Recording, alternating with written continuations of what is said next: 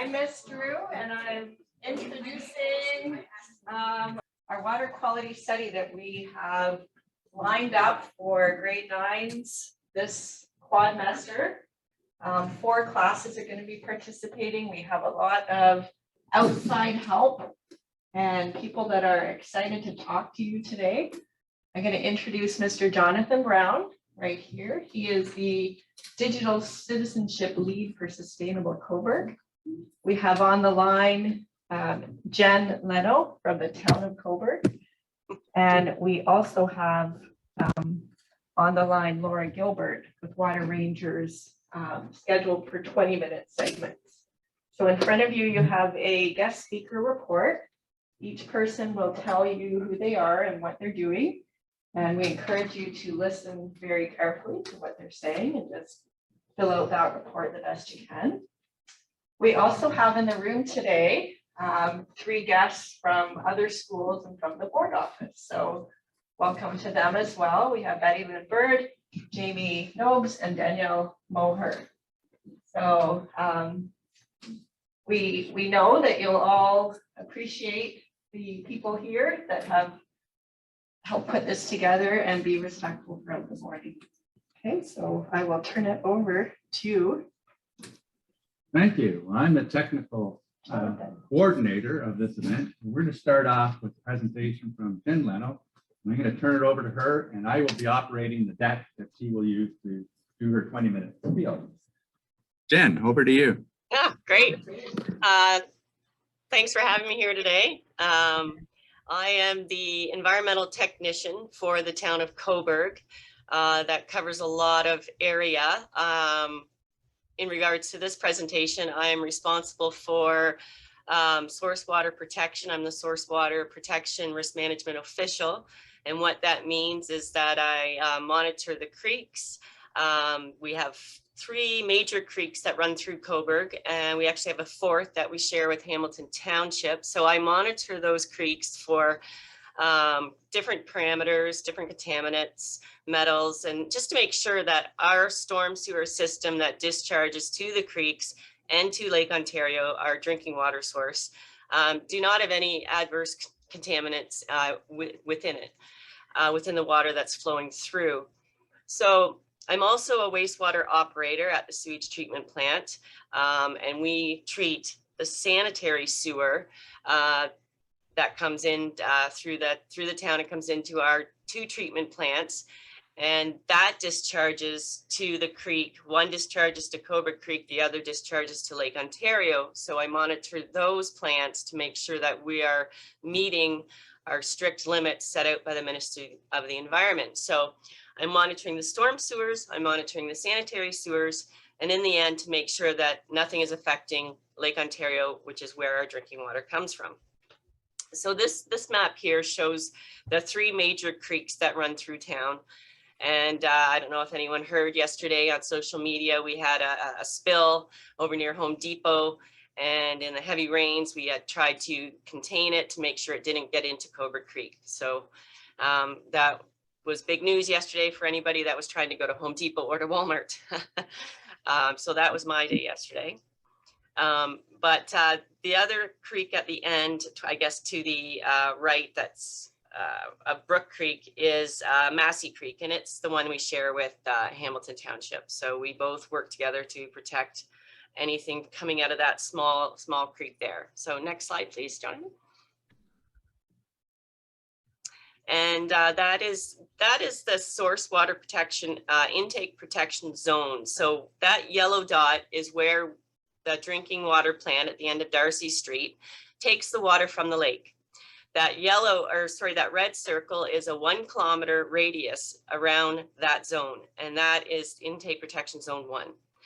And it does go on to land a little bit where that funny V is at the top of that red circle, and that's down on Darcy Street, Lakeshore Road, Abbott. So if you see one of the signs that say drinking water, you're entering a drinking water area, that's what that means. You're entering that intake protection zone 1.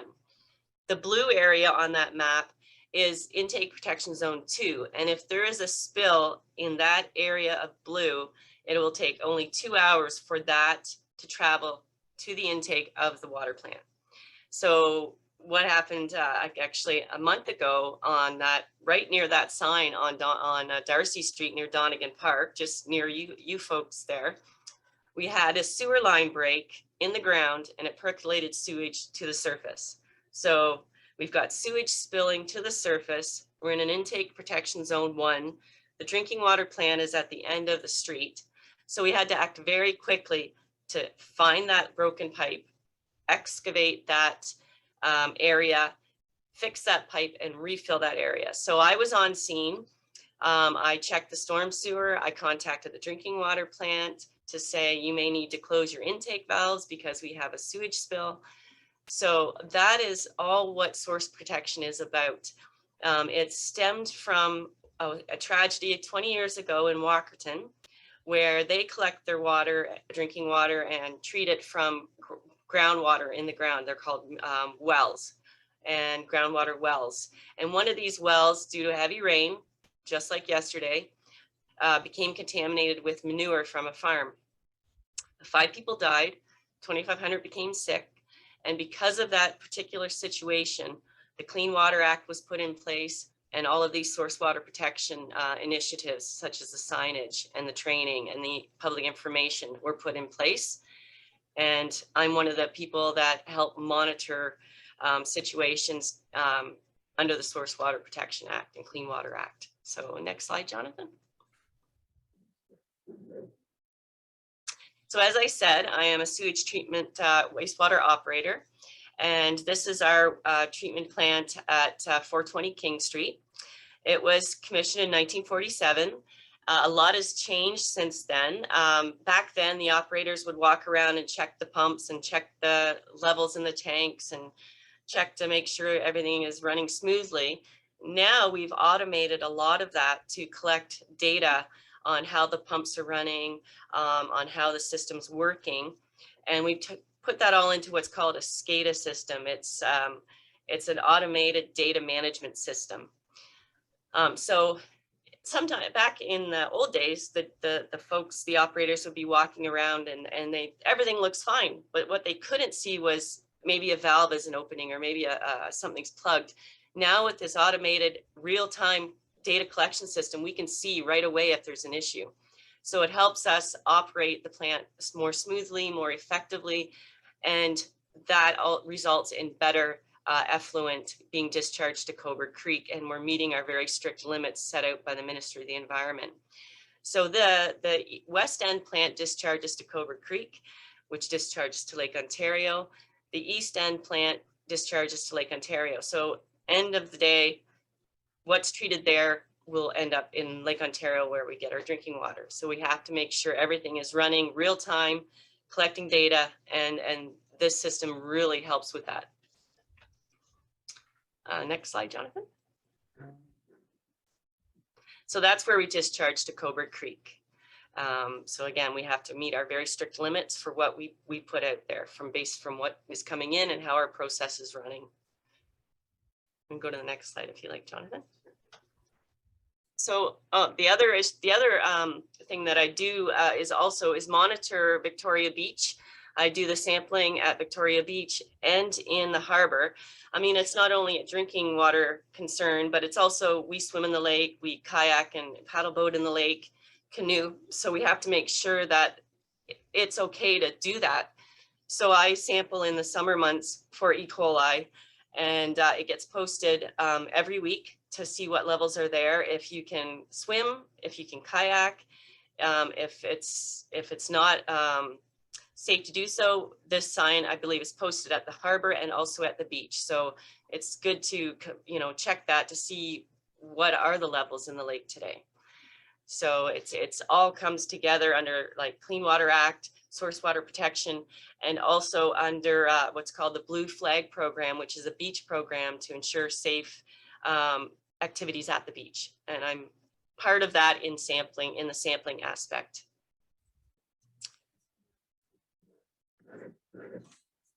And actually, I did notice that little note there that said that a storm like yesterday can cause a lot of runoff from just the ground, and where there's a lot of duck feces or pet waste or anything like that, and that can cause contamination. So we do monitor after high rain events as well. So this map here is the town of Cobourg has all of our storm sewer system and sanitary sewer system that's under the ground on a GIS system. It positions, we have track where everything is, where every sanitary maintenance access point is, where every outfall from our storm sewer is. So when I have to respond to a spill, I can just look at this and say, okay, this is the downstream flow. We need to follow up this street, that street, and this is, you know, find out where it's coming from. So it's very handy. And I have that on my iPad in my truck. So if I'm out, I'm trying to find out where is this is coming down this street. Okay, it's got to come from this location or this location. So it's very handy, and it's faster than pulling out a huge map and trying to figure out where things are in the middle of a rainstorm. So it's really helped us. And this is updated frequently so that if there's a new development that gets put on, if there's a change in where they've changed where the road goes or the sewer line is, that's updated in real time. So it's a very helpful tool. And yeah, this is me sampling. Actually, this was me last fall, I believe, when we did this session last fall. But that is what I do. I will go out and I will sample the creeks. We sample them quarterly just to get some background data and to make sure that our storm sewer system isn't discharging contaminants to the creek and ultimately Lake Ontario.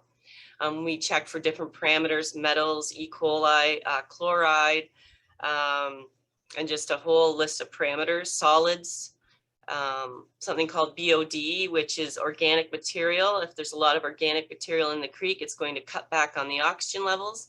And if there's less dissolved oxygen, there's less for the fish. So, and I believe that the Water Rangers kit has dissolved oxygen on their instruments. So that can be easily monitored in real time at the site. Yeah. So, and we'll be at the creek today. So, and something that happened 2 years ago with pollution probe, that they're trying to mitigate all of the garbage and plastics that end up in the lake and in the marina. And these litter traps we've installed a few of them around town to collect basically anything that lands on the ground, on the pavement, on the sidewalk, in the curb. It is going to end up in a storm catch basin, a storm sewer, and end up in Lake Ontario, where we get our drinking water. Little bits of plastic bottle caps, candy wrappers, cigarette butts. And, you know, you might think, well, that's just solid material, but it's what's in that breaks down that is contaminating our drinking water source. There's different chemicals in that plastics, and that cannot sometimes be treated adequately enough. So we have to be very aware of anything that drops on that ground is going to end up in the water. There's a water bottle there. There's a drinking cup there. We have what's also called, it's called a sea bin, and it collects the debris and garbage on the surface of the water. So we've got the traps, which collect the stuff that's going in the catch basins from the ground. And then we have this in place that's catching the stuff that actually makes it to the water. And it's after a large storm, all those catch basins that have debris in them that have been dry, it gets all flushed out into the marina or the lake. So the next picture, I believe, has a storm event that happened in April. Oh, sorry, this is the debris that I went through and picked out all of the stuff in the litter traps, and plastic candy wrappers, chocolate wrappers, cigarette butts, tin foil, water bottle caps, water bottles, Tim Hortons caps, Tim Horton cups. So you might not think that when something gets thrown on the ground that it's really a big deal, but it will end up somewhere. So it's always good to put garbage in the right place. So garbage can, cigarette butt traps they've got around. And this happened in this happened in April after a large storm. So it just went right out into the marina, and they're trying to catch it in the corner and skim it out. But all of that ends up in the lake where we get our drinking water from. So it's something to really, really think about and be aware of. And with the Litter Traps and C-Bin, we've teamed up with the University of Toronto trash team. And this year, since without the COVID restrictions, we can now send all of that material that we collect, and they are going to go through it themselves. And they're going to look at the statistics of the larger amounts of debris that they're finding. And once they have that research and those statistics and that data, they can then reach out to the public and say, okay, this is the, 90% of the stuff is cigarette butts. So we need more receptacles, and we need to inform people more about this issue. If it's, plastic water bottle caps or water bottles or plastic bags, then that research can go into public education and finding a way to take care of getting that waste in the right place. And that's it there, getting the solutions based on the research and data collected, the community outreach, and then the education portion of it.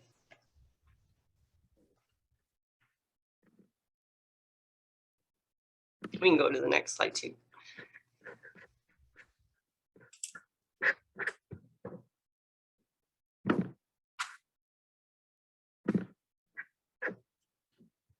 And so, as I was saying, it's not necessarily the chunks of plastic, the solid portion that you need to, we do need to be concerned about that, but it's what's in that plastic that's breaking down in the water, all the chemicals, all the carcinogens and the contaminants that it ends up in our drinking water. And yes, they can treat it to a certain degree, but it's still a very big concern, not only in Lake Ontario, but all of the Great Lakes, all of the oceans around the world.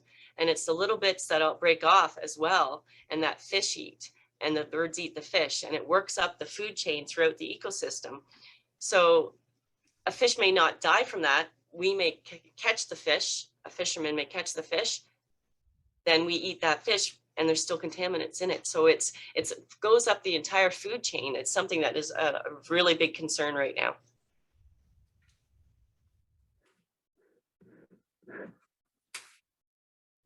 And when we're out at the creek today, we used to have issues with the, in Brook Creek in particular, because the industrial park on Darcy Street discharges, their whole storm sewer collection system discharges to Brook Creek.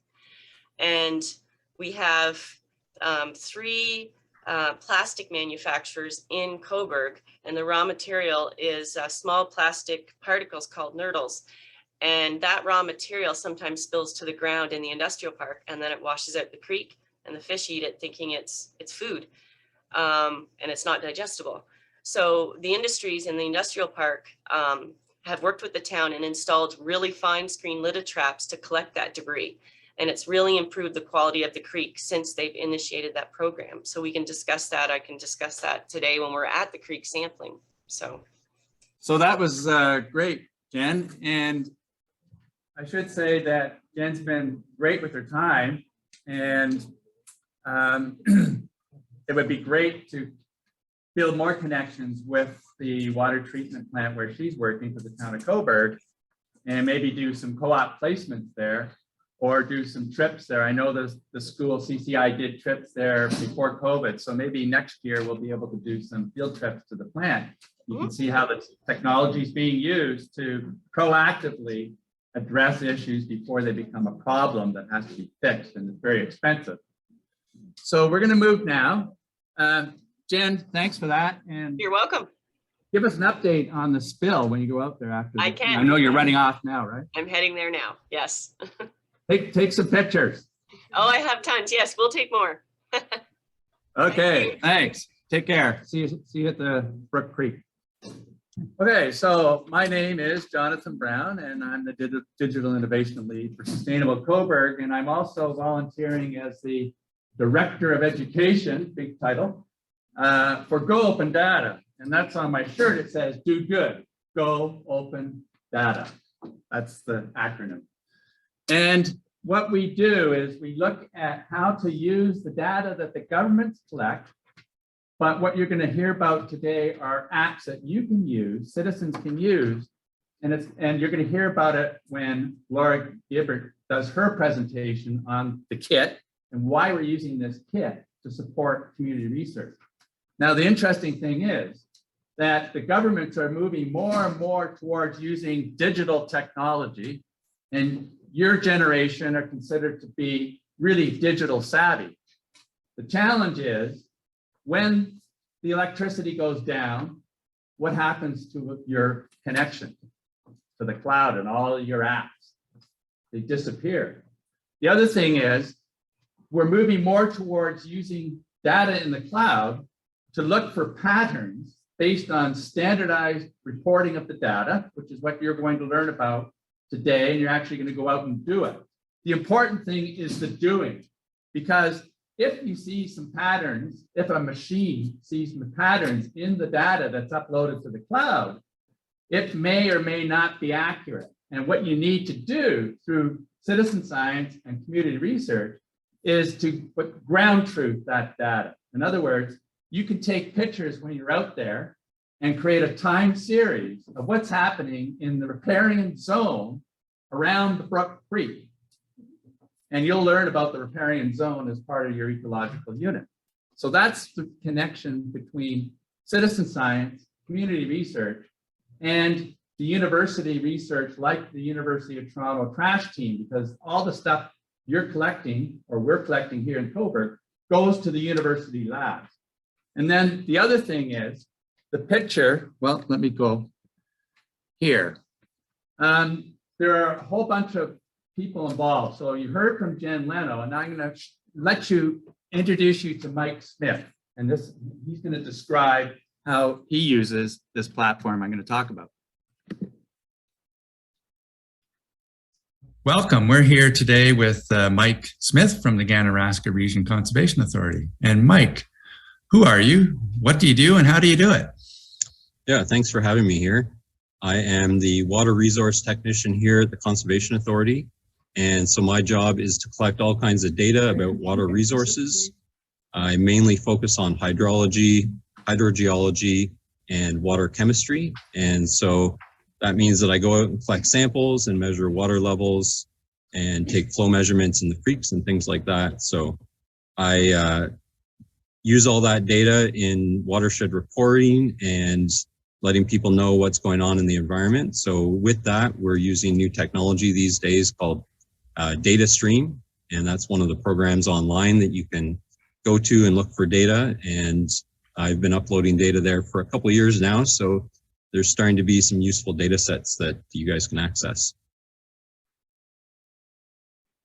And then the connection between this platform I'm going to show you in a minute and Mike's job at the Ganaraska region, it's also connected to the town of Cobourg because they're also doing water monitoring. And then the third party involved is the Kawartha, Halliburton Kawartha Region Public Health Unit. And they also do beach water sampling, and they're the ones that determine if it's healthy to swim or not. So just think of the connection in terms of that supply chain. It's not just the fish getting the microplastics, it's also the nutrients and the nutrients and the phosphorus from the runoff from the agriculture and the stormwater. It ends up in the lake, and what does it do? It produces algae blooms. Algae blooms closes the beach. Closing the beach has an impact on tourism in the town of Cobourg. So by doing what you're doing, you're contributing to the monitoring of the streams upstream so that we can proactively avoid having stuff go into Lake Ontario that will affect our lifestyle and our economy.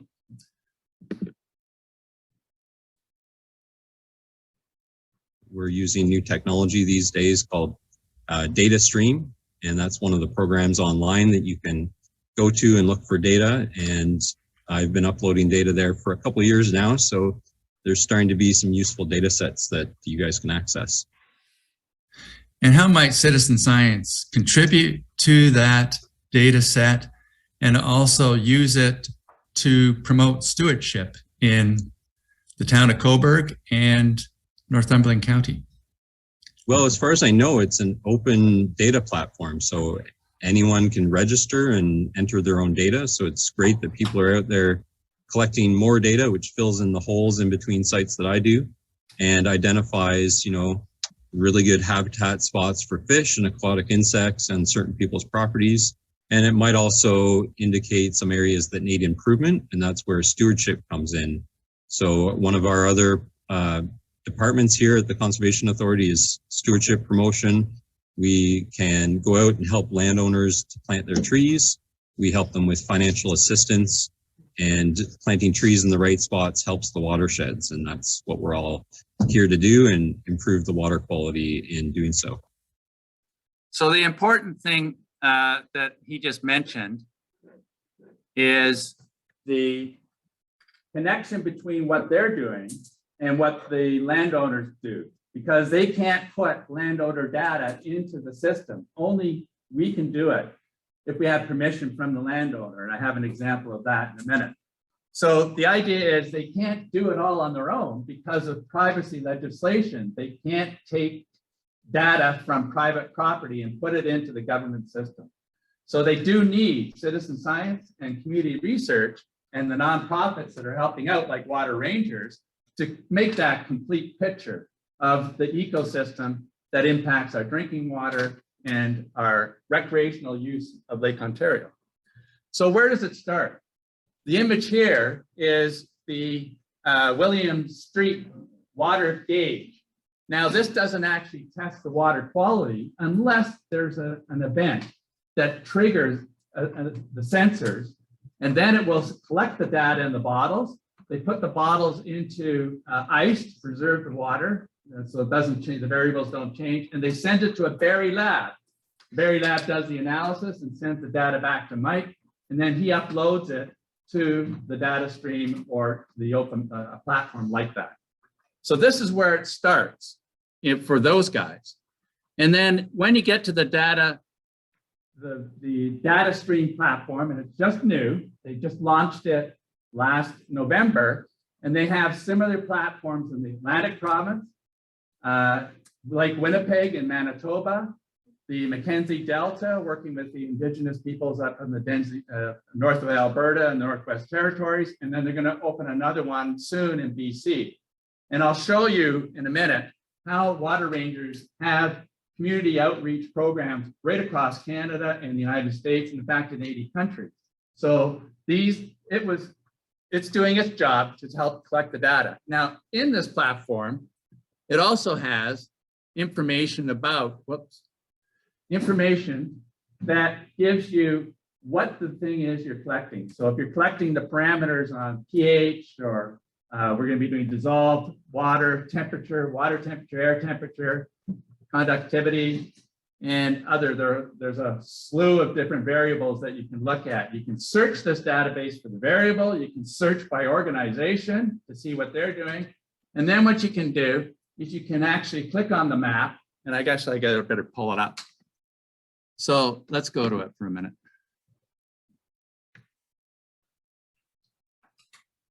It'll just take a minute to load. I guess the internet is slow. So it'll have different tabs, and in the tabs you can go from looking at the variables, then it has the statistics, and then it has visualization and a map, and it has the explainer, I should say, and then the visualized map. The explainer gives you a very simple scientific explanation of what it is, why it's important, and how you do it in terms of using this platform, which obviously is not coming up. So I'll go back. So that's what that platform does. And one way you can use it is you can, when you upload your data, which we will be doing, we'll use the Water Ranger platform, and I'm going to tell you how that works in a second. And then when it goes up there, you can access all these resources. One thing we want to do in the new year is create a polygon around the testing here at Brook Creek and the testing up at Corners Hollow, which is upstream from Brook Creek.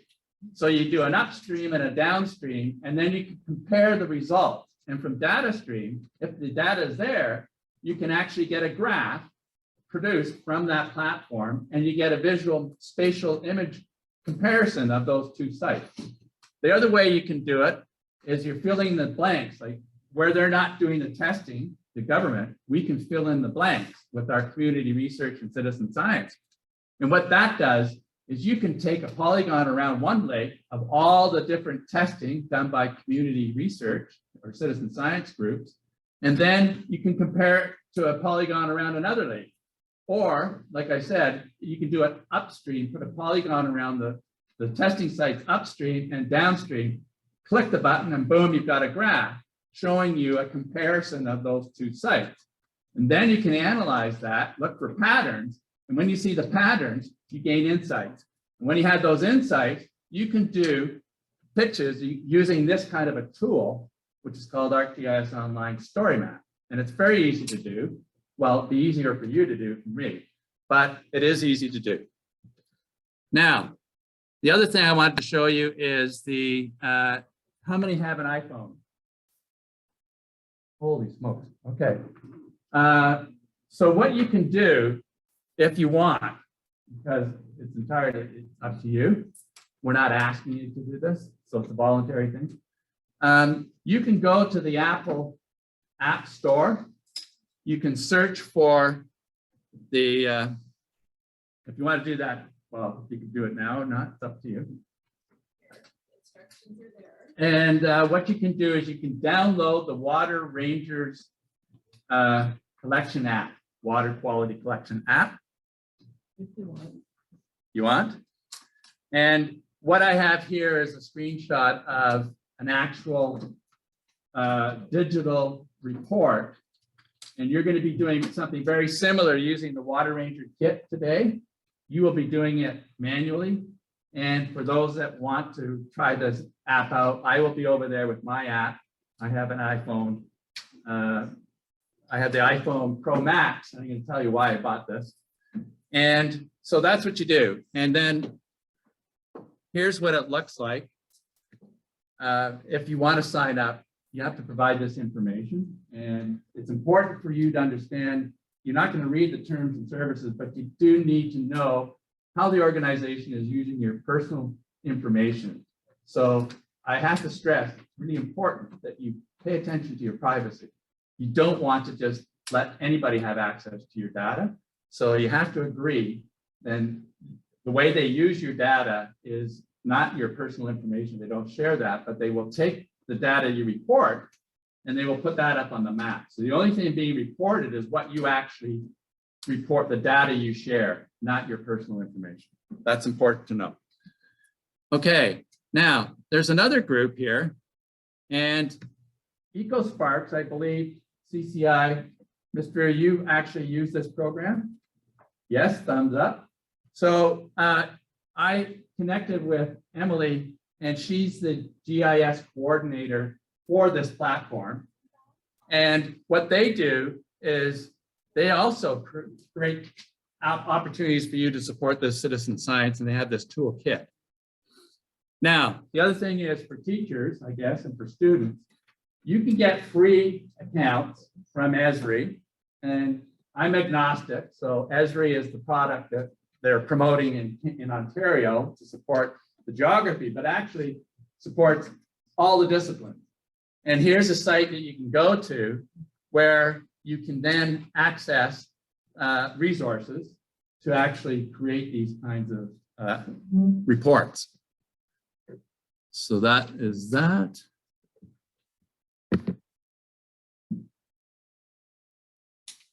So those are the kinds of lessons that you can get. You can choose an experience. And there are lots of ways in which you can use this, the data. It's all free data that you can access from platforms like DataStream or Water Rangers.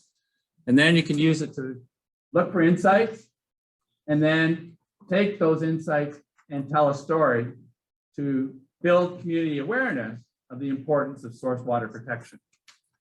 So that's how that works. And how am I doing for time, Ms. Drew?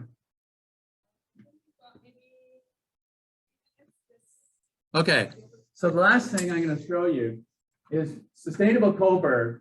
If you're going to be thinking about where you're going to go after high school, we work with post-secondary students. So we have students, three young women who are all masters educated, they have masters in environmental studies. And what they're doing is they're going back and they're getting a postgraduate certificate in GIS for environmental studies. So we do a collaborative research project, and I'll just play this to finish up, and hopefully Laura's there.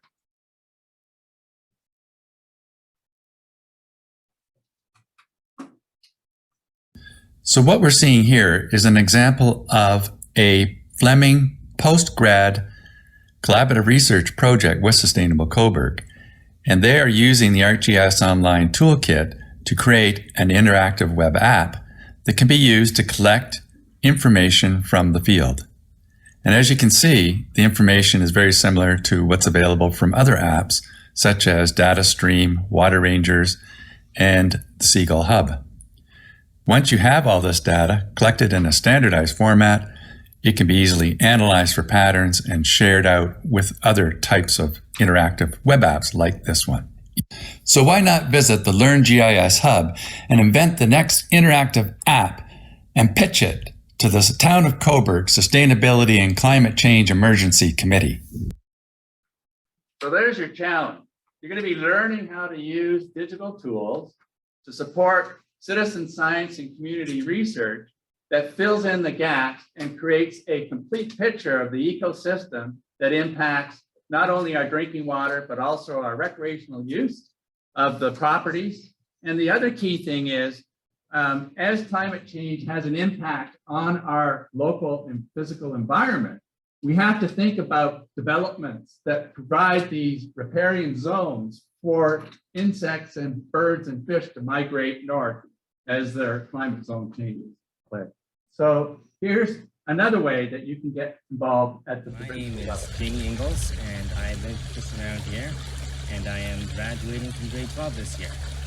And I am planning on going into nanotechnology engineering at the University of Waterloo. And so basically, I have grown up birding and doing nature activities with the Willow Beach Field naturalists all throughout Northumberland and sometimes out. And today we're basically looking at this cold water stream, which is very beautiful this time of year. And we're going to do some water testing. And so here was a trip. I have the opportunity to serve on the Ontario Youth Environmental Council, which is basically designed to give the opinions of young people to David Cheney, who's our Environment Minister, and the Ontario government on how we best think that Ontario should fight the climate crisis. So fighting the climate crisis, and through the Ontario Youth Environment Committee is another action item for you to consider. That's what you're going to be doing, is going over to the creek and doing some testing right now. Welcome, Laura. Hi, thanks for having me. I'm the Community and Operations Manager at Water Rangers. I have a background in engineering and integrated water resource management. And all of the beautiful data that you're gathering, I had this prepped also, but we were a little bit short on time. So this is the data in your region.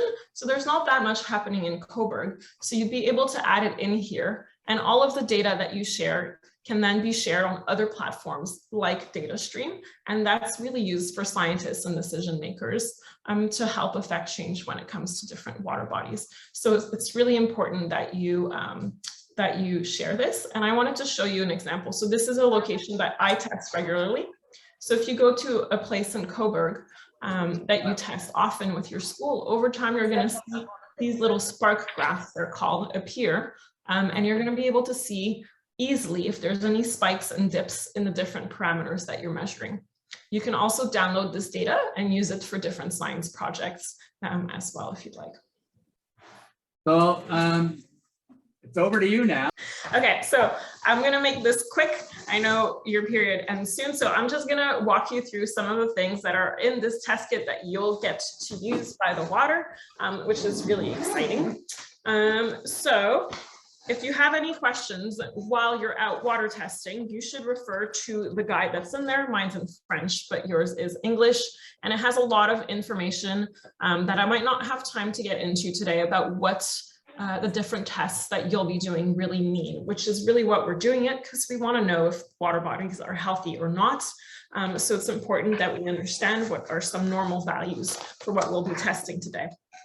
So once you get to your testing locations, the first thing you'll want to do is find a nice shaded spot by the water so that you can take your air temperature. So you can use your phone to get the air temperature, like from a weather app, but it's always better to take it right at the location because the weather station that gives that information on your phone might be further away, so it might not be quite as accurate. So if you can hang this in a tree, that's perfect. If you don't have access to a tree in the shade, then you can just hold it for a couple of minutes until the air temperature stabilizes, and then you'll be able to write that. I believe you'll have little notepads where you can take some notes. I just have little blank ones, but yours should have little spaces that will tell you all the different parameters you're testing, so you can write down that information, and it can then be shared online on all the different platforms that Jonathan walked you through.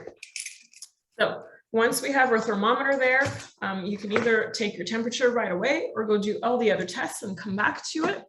Let me just make sure I have all my little things taken out to show you.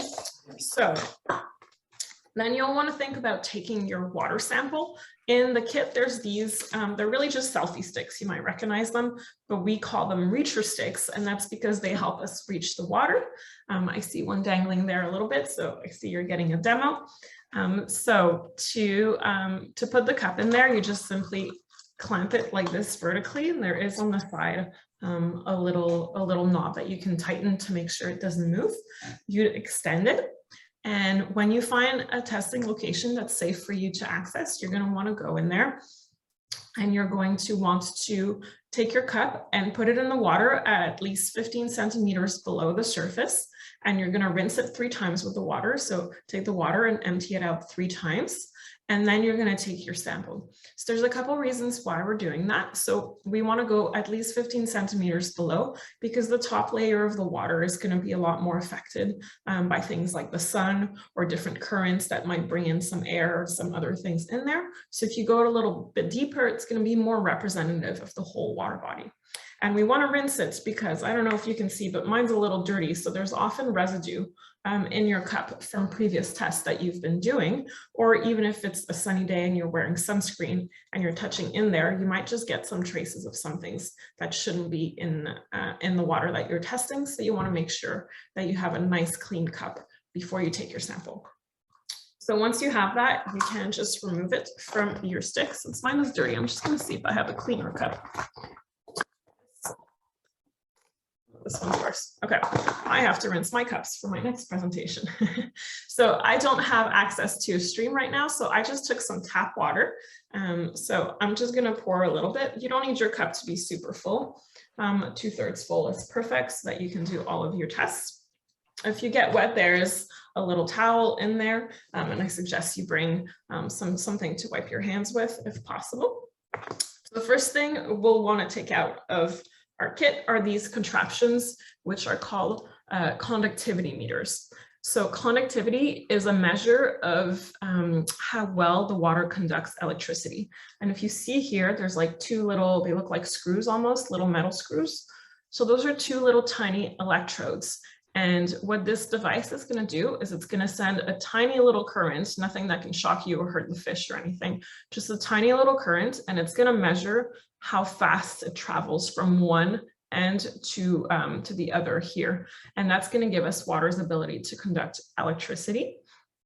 And we're going to measure that in something called microsiemens per centimeter. And the micro is the little mu, which is the Greek letter U. So you're going to see that on your sheets as well. So that's microsiemens per centimeter. And what can affect conductivity? Well, it's a lot of things, but mostly it's the different minerals and the different salts that are dissolved in the water. So if you have a place that's really sandy or that looks a little bit murky or muddy, a lot of the times it'll have a higher conductivity because there's just more of those sediments and salts in the water. And another thing that really impacts conductivity is going to be road salts. So in the winter, we put all of these salts on the road to keep us safe. But in the spring, a lot of these are going to end up in water bodies because it melts, everything, all the snow melts, and it carries all of that into the water. So if you're ever testing early in the spring, you might see some spikes in your conductivity, and it might be due to road salts. So that's something to keep in mind. But we're in June, so that shouldn't be a problem now. Okay, so to turn this on, you're just going to press the first button. You're just going to wait for the screen to appear. So on the top here, you can see the little US. So that's my microsiemens, that's my conductivity measurements. And on the bottom here, you're going to have your water temperature. So this is super easy. You just want to put it in here and wait for the values to stabilize. If you're seeing that your conductivity is not stabilizing, it means that there's a lot of little air bubbles on those little metal screws at the bottom. So you just want to shake it around to remove those air bubbles and write it down. So I have a conductivity of about 275. And my temperature is 20.9 or 276, it just changed. So I would write that down in my little notepad. So you can keep that in mind. So you saw that I have about 275. When you go do your test later, you'll see what you get. And it might be quite different from mine depending on the conditions. And that's a good lesson to note. It's that water bodies all have their own version of what's normal for them. So here, whenever I do my tests, I always guess between 270 and 290. It's very common, it's within that range. But where you test, the values might be very different. It might be between 170 and 190. And that's just dependent on the local conditions. So you have to go back and test water bodies quite a few times to be able to find out what those normal values are for them before you can draw any conclusions and say like, ooh, today if the water body has a little abnormal value, you can't necessarily say that from just testing once unless you get really big values that are abnormal. But otherwise, you'd have to go back and test. So to turn it off, just going to take it out, press the first button once. If you accidentally press one of the buttons that you shouldn't have and the mode on the conductivity meter looks funny, it happens quite often, just unscrew the cap, take out one battery, put it back in, and it'll reset everything for you. So the next thing you have in your kit are these little containers. And these have little test strips in there, and they're actually pool test strips. So some of you might have used something similar before in an aquarium or in a pool to test the water. So ours are going to test for chlorine, pH, alkalinity, and hardness. So chlorine, it's the same stuff we put in pools.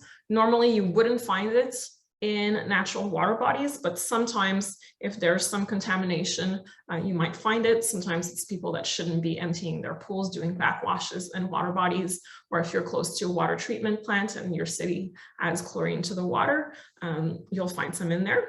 pH is the measure of how acid or basic something is.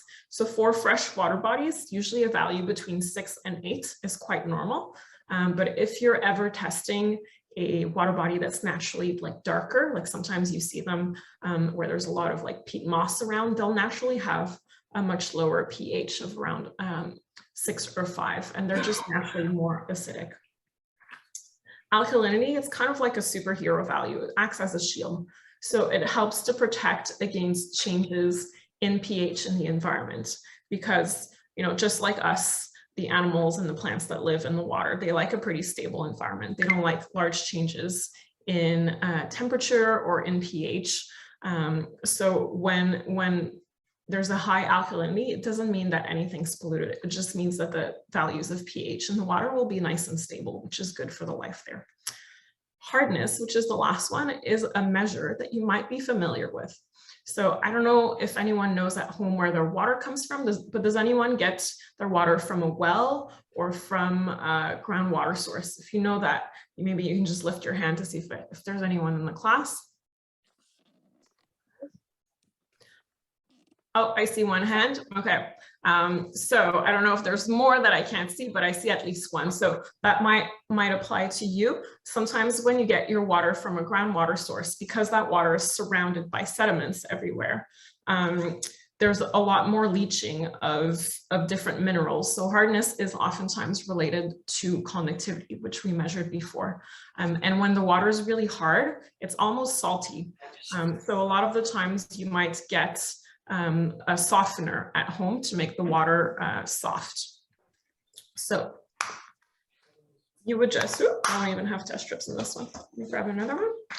Here, inside you'll see these little test strips. You want to make sure your hands are really dry when you take one out. So you don't want to get any water in there because you might ruin the other ones. So on there, you'll see the 4 little pads.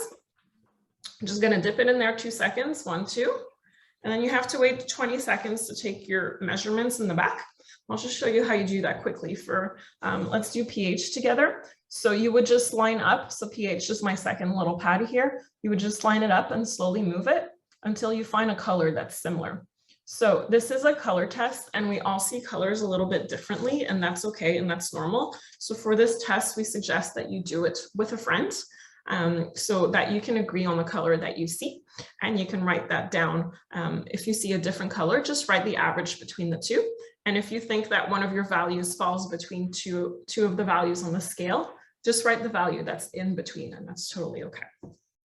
So once you're done with that, there's a little trash container in the test kit where you can put your test strip. The other test I'll be showing you now is called dissolved oxygen. This is my favorite one. It's a little bit harder. Hopefully some of you get to do it. So when you open up this little kit in here, you'll see there's quite a few components. You have a scale here to take your measurement. To take it out, you just pull from the top. It might be a little hard if you have a newer case. And in here, you have little glass ampoules. So you have to be careful when you manipulate these. Let me take one out to show you. So it's little glass, and there's what we call indigo dye. So it's like the same stuff that dyes jeans. And there's a little white tip here, and that indicates a weak point in the glass. So we're gonna need to break that off. So I know I'm pressed for time, so I'll do this a little bit quickly, but it's the same principle with this little sample cup. You're gonna wanna put it in your reacher stick, rinse it 3 times, and take your sample at least 15 centimeters below. And we wanna use this cup for 2 reasons.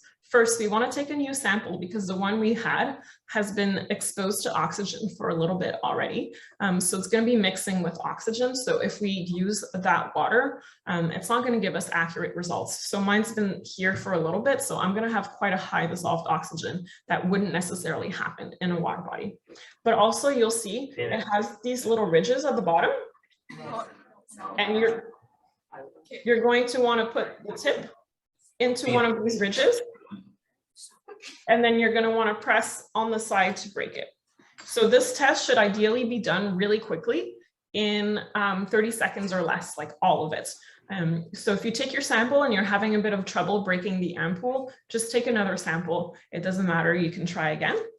There's plenty of water. So I'm just going to take my existing water. You don't need that much water in here. It doesn't need to be that full. I'm going to do it slowly so you see what it looks like. But I'm putting the tip here, and I usually just like to pinch the side, and that's enough to break it. You really don't want to push down. It's like a lever motion. So I'm going to do it. You're going to hear a little whoosh. That's it. I broke it.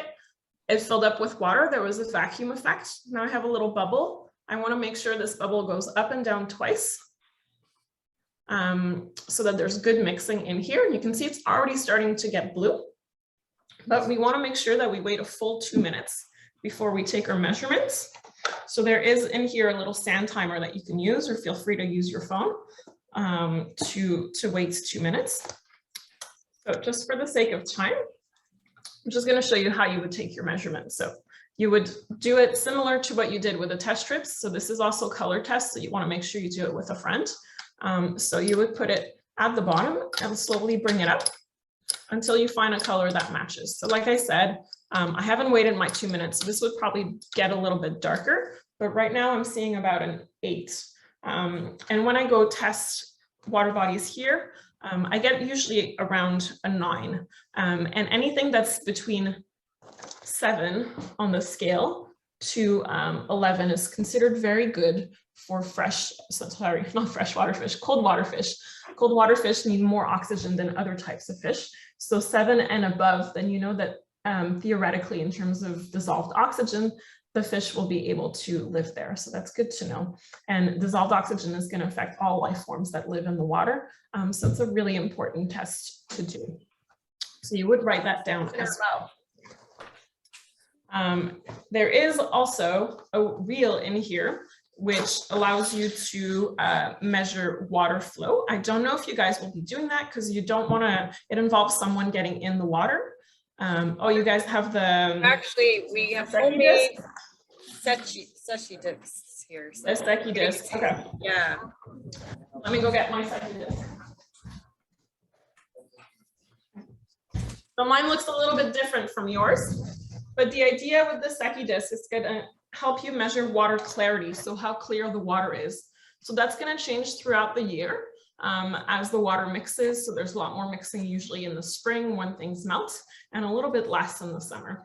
So this tool has been used for almost 200 years, which is super cool.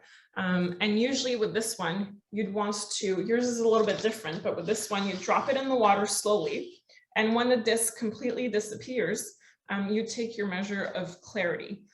So in this lake where the Water Rangers headquarters is located, when we do the Secchi measurement, it can drop down to 6 to 8 meters easily before it disappears. So some lakes have really good clarity, whereas others are just naturally a little bit murkier. So that's the different tests that are in the kit. And they're going to give you a good idea of general health of the water body. But like I said, you're going to want to go back and test regularly so that you'll be able to notice any large changes in these different parameters you test. And that's going to be able to tell you if there's something wrong happening or maybe something good even happening in the water body. And then you'd want to investigate that a little bit more.